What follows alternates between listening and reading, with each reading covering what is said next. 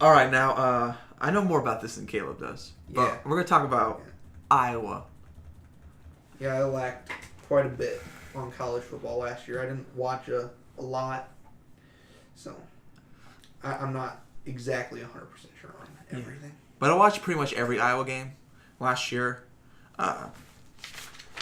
It was a solid team last year, but this year I think they're going to do even better. Now they do have some losses. Akron Wally's not there anymore. Josie Jewell isn't there anymore. Josh Jackson isn't there anymore. Their best linemen aren't there anymore.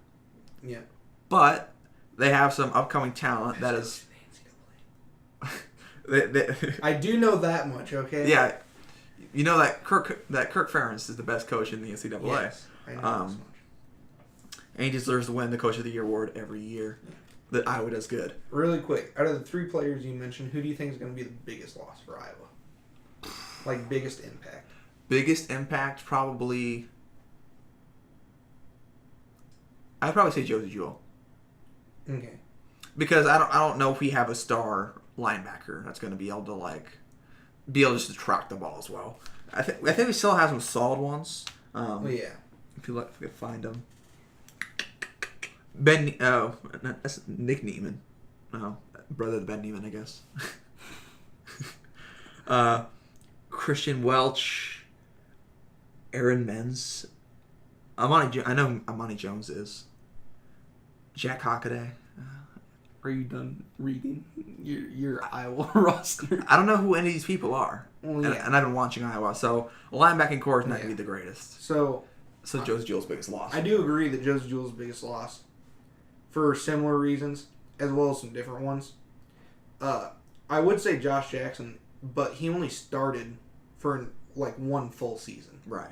So he didn't really have enough time to make a huge impact. Correct. To Iowa. But Josie Jewell was a 4-year captain on Iowa. Yeah. And so, out of those 3 players, I would say he was the most talented. Mm-hmm. And he definitely was the biggest impact out of those 3 players. And with Wadley and Lyman, Iowa's a knack of just filling in those spots. Like, as soon as they graduate, you get another guy. Well, yeah. Iowa will always have a good offensive and defensive line. Yeah. Like, that's just something that you don't have to worry about. Mm-hmm. So. Tight ends are also in there a bit with that. Well, yeah.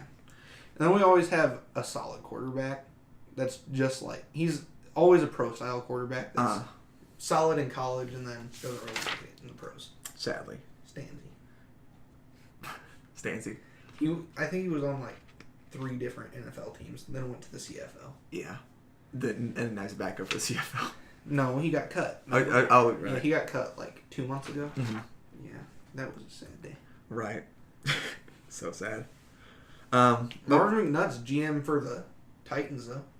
He's a general manager. Yeah, he is. Yeah, he got promoted this season. That's cool. What was he before? Head coach? I think he was a coach. I'll look it up. You can just keep talking really quick. Okay. So offensively, I think wide receivers. I think with receivers, we should do fine. We have Noah Fant, who last year did pretty good for a sophomore, especially. He's a junior this year, so we'll have him for 2 more years, which is cool. Well, yeah.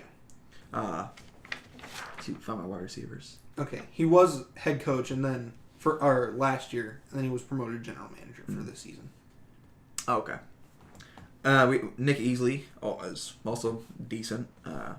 I've never been big in their wide receivers anyway, so Well, yeah. they're not that. Except important. Marvin. Go. Sure. Go. For running backs, we have Torrin Young and Ivory Kelly Martin. They both saw some action last year. They should be solid. I don't know if they're going to be good as Akron Wadley or even LaShawn Daniels. Well, yeah. Which is going to be, it's a hit, but Nate Stanley's maturing. I think our offensive line can make up for what we lack in halfbacks. Sure. Just because, again, regardless if you've heard of the offensive lineman or not, they're going to be good. Right. It's just how it works out at Iowa. Yeah, the coaches are always... They can always get good line. Well, yeah. And really quick, D-line is also always going to be good. But Mm. You know, that's how it goes. Yeah, Nate Stanley last year he had some bad moments, like Michigan State game was just dreadful. I don't know if you saw, but he's a junior this year. He's maturing. I saw even on like watch list for like quarterback awards, like he's actually like pretty high on the like watch list, you know, which is interesting. Seems like people think he can do okay. I mean, I'd hope so. Yeah. He should be all right. Like you said, pro-style quarterback who was good in college. And then just doesn't really make it in the NFL. Mm-hmm. Hopefully Beathard's different. Garoppolo's not worth the money. Garoppolo's gone. Okay. Just deal with it. It's going to happen. People trash Beth. Okay, we'll get into that later. All right. So, on defense, on the line, you have the Nelson brothers. Mm-hmm. Anthony Nelson and Matt Nelson. See, they're solid players. And like you said, D line's always good. I'm not worried about that. Parker Hesse is also decent. With linebackers, Ben Neiman's is good. He's solid. But I think that's going to be the weak point on the defense. I think the secondary is actually where we're pretty good. Look at Amani Hooker. He's the guy who got this pick 6 on JT Barrett. And I think... our secondary is usually pretty solid. Yeah. It seems like every year we're going to have like a star defensive back. And I think this year it's going to be Amani Hooker. Yeah. On quarterback... Actually, also it's Gervase. It's decent. We have Ohumudia and Matt Hankins. I know Hankins is kind of like growing into the position. He's just a sophomore. But Ohumudia should be good. He's a redshirt junior, so basically senior. So I think we're good there. On a worse note, special teams. I know if we're that great. We have Colton Rastetter as our punter. Don't matter. But the good thing is... Unless they're named Marquette King. The good thing is our long snapper is Jackson Subbard. Yeah, long snapping is very difficult. It is very difficult. Not just your average 7th grader can't just pick up a football and long snap. Yeah, God. I love Miguel Ricino. He's decent. Yeah. So that's a brief roster run, and I think with Kirk Ferentz and like decent talent, I think they're gonna do good. Well, yeah.